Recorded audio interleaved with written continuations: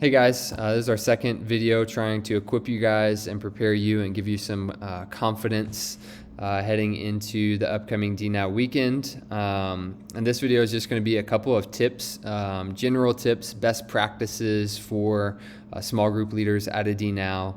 For several of you, this is your first time leading at this event, and for several of you, this is your first time leading with our group of students. And for the rest of you, though you may have done this a couple times in the past, hopefully this is a good refresher and reminder of how to put your best foot forward as a small group leader on a DNOW weekend.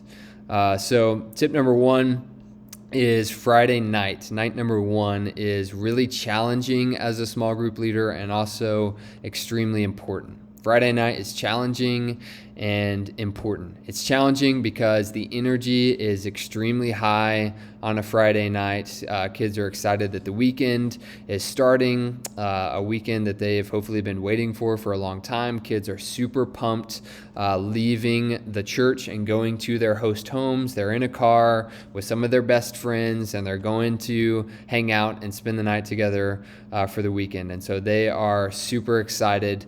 And they've just got through the end of a long week at school, and so they're kind of tired maybe of sitting and listening, and so it's really challenging to get into your host home and have a good small group session on Friday night. But it is extremely important that you're able to do that. That kind of sets the tone Friday night for the entire weekend as a small group leader. And if you allow them, which they very well may try to do, to kind of get you to rush through small groups and have a not super serious atmosphere surrounding it, if they're able to successfully do that on Friday night, you're setting yourself up for some trouble on Saturday morning and Saturday evening as well. And so you want to be able to have a good, strong small group time on Friday night. Not to mention Friday night is going to be kind of gospel presentation time in our main message, which means likely that's going to be a good time for you guys to follow up and could be a life-changing, extremely important moment for students in small group sessions. So you've got to find a way to have a strong showing on that Friday night with students. They're going to try, especially for those of you who are new, they're going to be trying to figure you out quickly. Does this person care about me? Does this person really genuinely care about the Lord?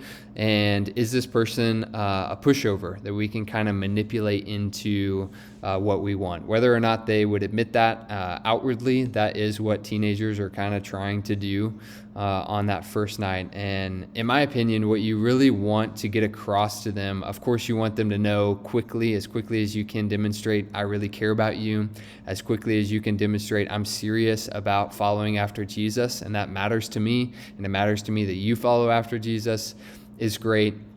And you also want students to see, as a small group leader over DNOW weekend, you've got to kind of thread the needle and balance being fun and also being serious. And you want students to kind of perceive you as this person can have fun. And there's a lot of space for fun on DNOW weekend. So this leader will play music with us in the car, and they'll play games with us, and they'll laugh with us. And they seem like a person that can really have fun. And you can even communicate this to them verbally, that you are excited to have fun with them over the weekend. But there are moments throughout the weekend where it's time to rein it back in and be serious. And you want to let them know you can do that as well, and you're expecting for them to be able to do that. And so we're going to buckle down for 45 minutes, and then we have tons of time the rest of the evening to have snacks and play games and laugh and giggle, which is also important, and you want to do that well. But that's tip number one, Friday night. Be ready for the challenge that is Friday night, and put an emphasis on having a good session in small groups Friday night. That'll set you up well for the weekend.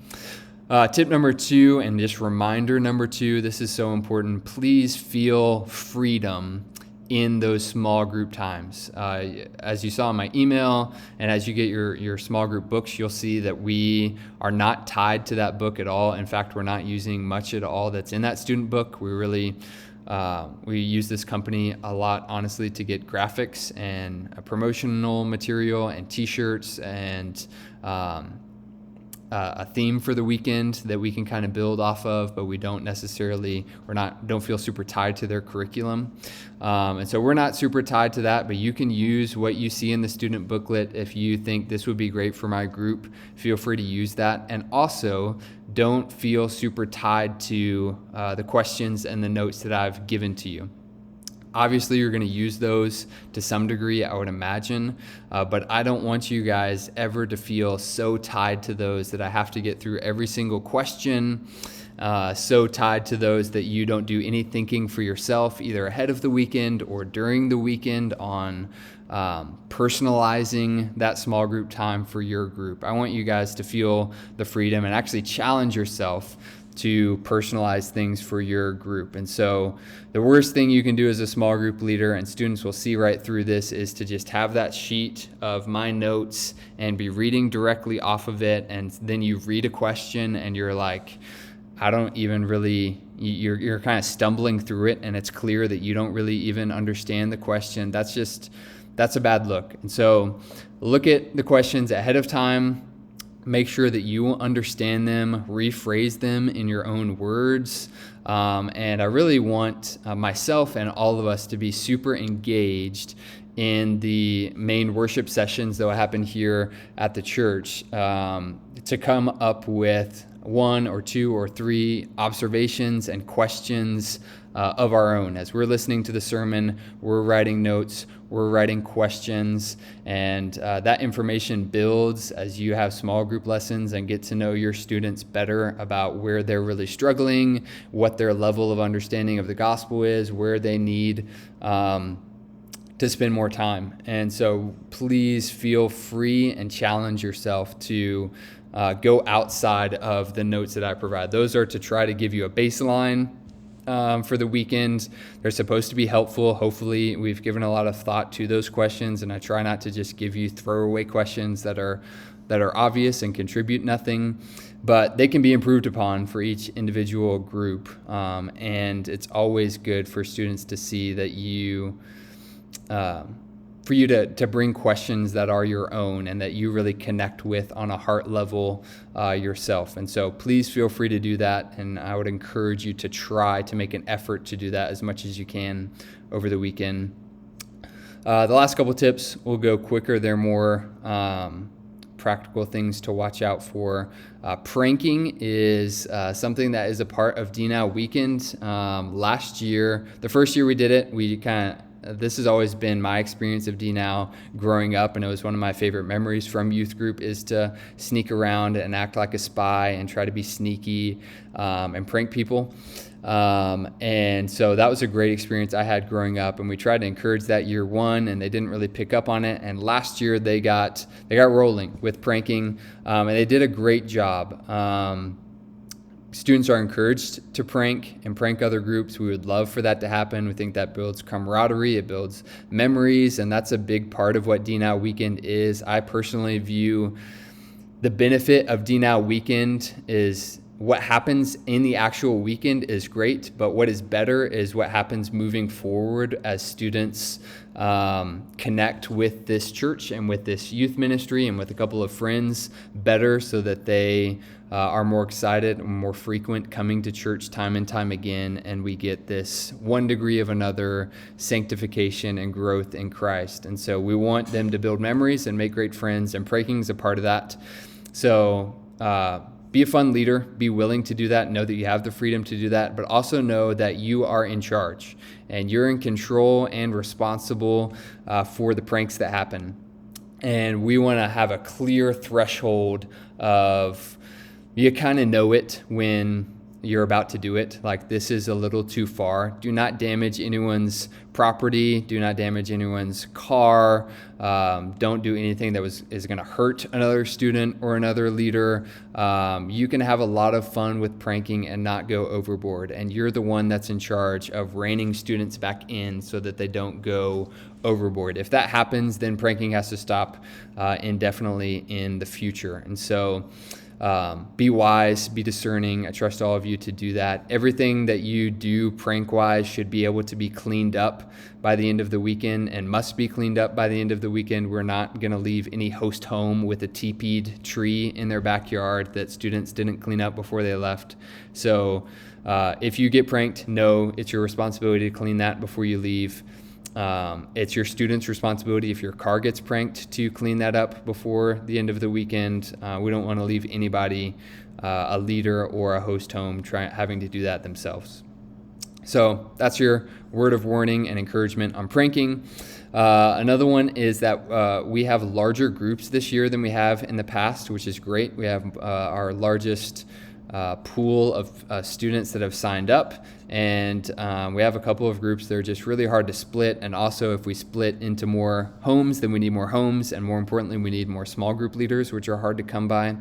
And so we have a couple of groups that are big, like 8, 9, 10 students, which is a lot, and I'm kind of hesitant to do that, but it can work well.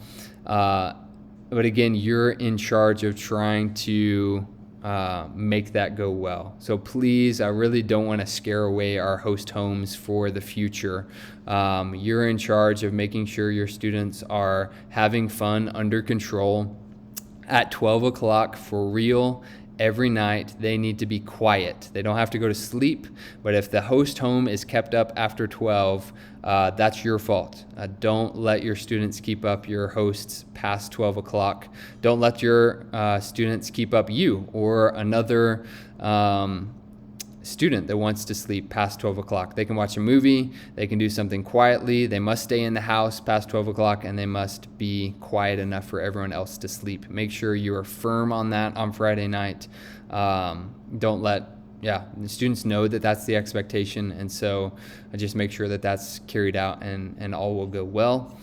Last thing is try not to be late throughout the weekend. There's a lot of back and forth between host homes and here, and there's a lot of late nights.